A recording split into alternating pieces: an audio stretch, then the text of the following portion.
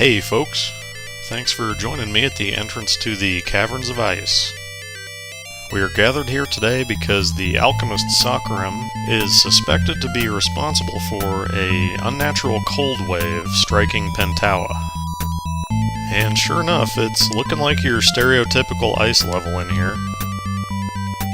I don't know if I'd say it looks like hell though, that's just kinda rude. Like I said last time, I've been looking forward to this one because of the music.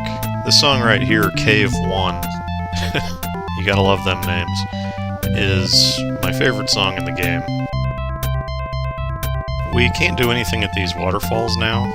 These purple pipes that look like platforms are actually heated and keeping the water from freezing. And here we're having an encounter with a white bear. These guys don't care about anything. They're immune to a lot of magic, and they have more HP than most bosses, but as you can see, they don't do much damage. Yeah, we're giving up on this. These killer snakes have kind of weird hitboxes. They don't seem to damage you most of the time, and this orbiting spell that Rio is using is called Death Touch. Like the Hell sign, we can't really progress past the Demon sign for now. I bet Sorcerian listens to a lot of death metal. In this room we encounter our first Snowball, which is actually one of the more threatening enemies in the game. Because you can see its attack has a chance to instantly freeze you, and Rio got caught, so we had to melt her. If you wanted to try to solo the entire game with one character, I think these guys would be your only really big obstacle. Just like with petrification, the other alternative to melt would be just to go to the next screen and then resurrect.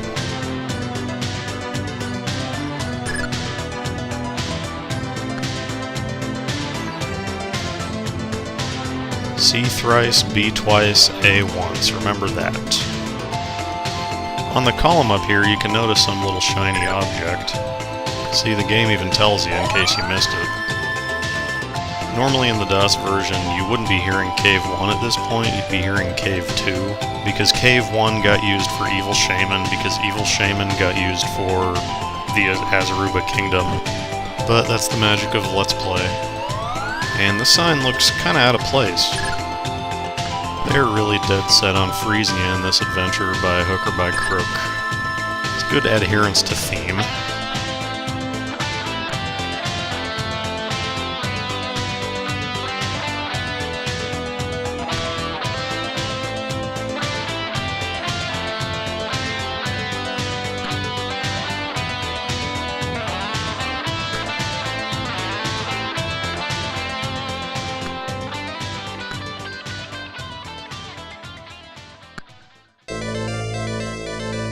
Going by the manual story, the Book of the Dead he mentioned is basically H.P. Lovecraft's Necronomicon.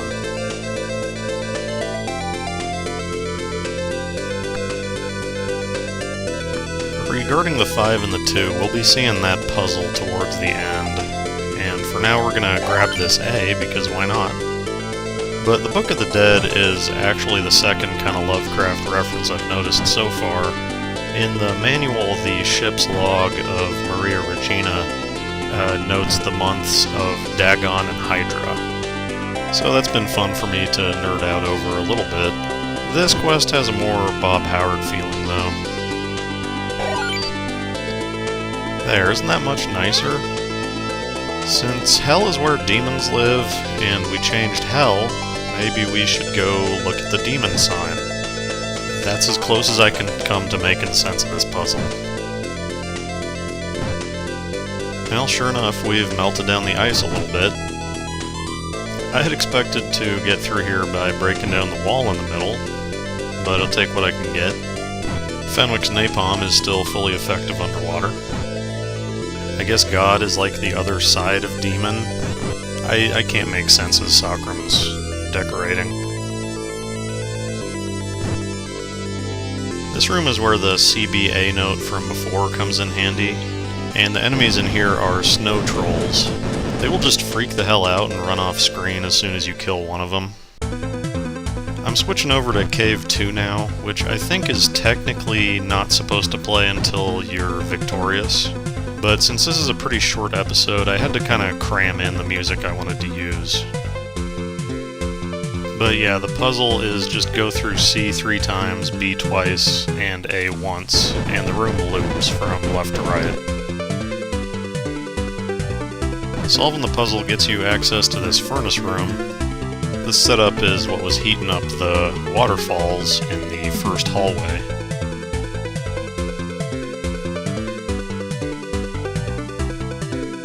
After you come out through A, you can just go right back out through A.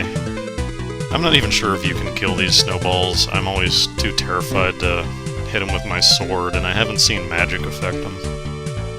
Nothing going on here for a minute. Since I'm always freaking out about saxophone solos, and I'll be doing that again later in this episode, you know, if you've got any kind of recommendations for similar music, leave a YouTube comment or in the essay thread. Doing some basic platforming here. But yeah, I don't know, like Hall & Oates, I wouldn't even know where to start. Here's the puzzle from earlier. A V in Roman numerals is a 5. So that's the mystery door that passes between the 5 and the 2. See, we came out at 2. I don't know how we were supposed to know that. But this is the alchemist Sorcerian, and the only way to get up and hit him is to ride these reverse waterfall things. You have to keep jumping off and back on, or else you'll just get stuck at the top of the screen. I think you can damage him by hitting any one of his bodies. I had kind of a hard time discerning when I was actually hurting him, though. Normally, Sorcerian's theme is just Vetus' theme again, and I think he's the only boss in the game that reuses a song like that. So instead I'm just playing a different version of Evil Shaman from last episode. It's a cool fight, though. It's hard to complain about it. Not really threatening, but at least it takes a little longer. Take note that when you kill him, his back sign changes into Basque. And I should have mentioned this earlier, but what the lever is for is... actually, it's like a crowbar for removing the letter plates. And you can only take specific letters, if you were wondering.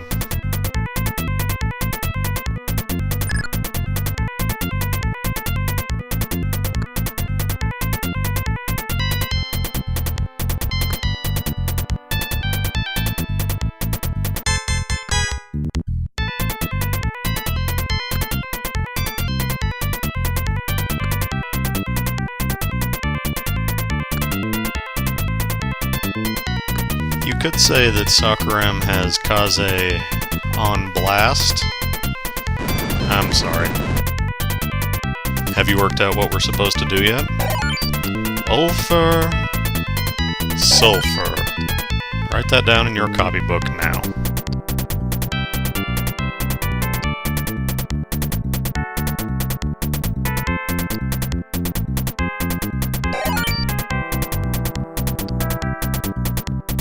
Well, we're basically done now, and we could leave at this point, but there is an optional boss back here, Ekim. This big Wendigo kind of guy basically hops around and shoots ice crystals and deposits tornadoes on the ground when he lands. But he's really easy. You know, there's actually a spell called, I think, Give Vigor. The description says it adds to the life of one monster. And I'm tempted to grab it and see if it can't make these bosses have some more HP.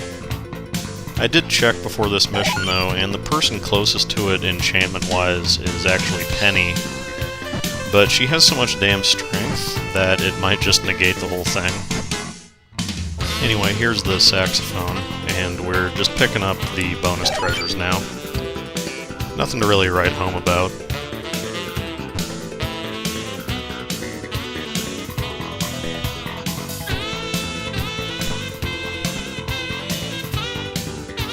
It looks like the little hobbity prisoner guys have escaped without any kind of word of thanks.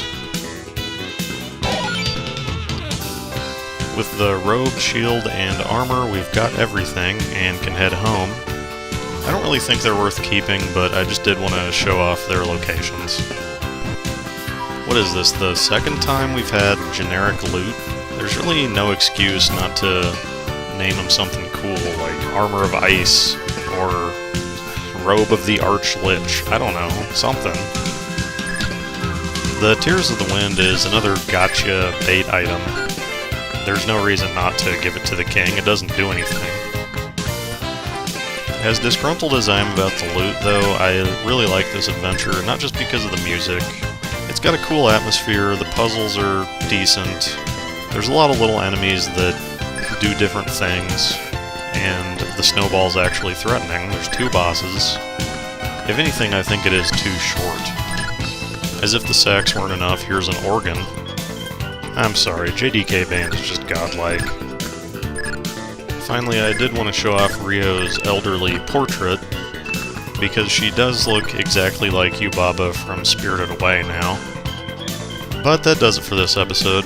I'm going to post some links to different fan arrangements of the music from this on the Something Awful thread. Be sure to join me next time for the Curse of Medusa.